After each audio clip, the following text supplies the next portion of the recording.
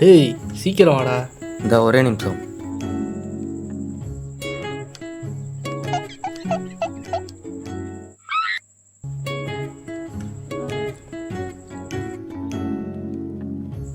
அண்ணே ம்.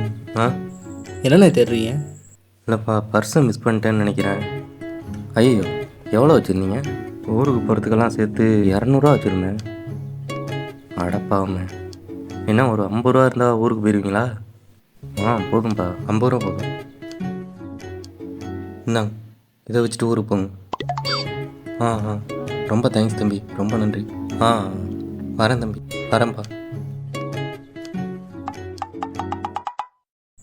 டேய் ம். பசின்னு கேட்டாலே நீ 10 பைசா கொடுக்க மாட்டேன். இப்போ என்னமோ 50 ரூபாயை தூக்கி கொடுக்குற. பாவண்டா, ஊருக்கு போகிறதுக்கு காசு இல்லைன்னு சொல்லிக்கிட்டு இருக்காப்புல. அவன் உண்மையை தான் சொன்னான்னு உனக்கு எப்படி தெரியும்? பொய் சொல்லி காசு வாங்குறவனா இருந்தால் என்ன பண்ணுவேன்? ஏய், அவனை பார்த்தா பொய்யெல்லாம் சொல்கிற மாதிரி தெரில. அது எப்படி அவ்வளோ உறுதியாக சொல்கிற?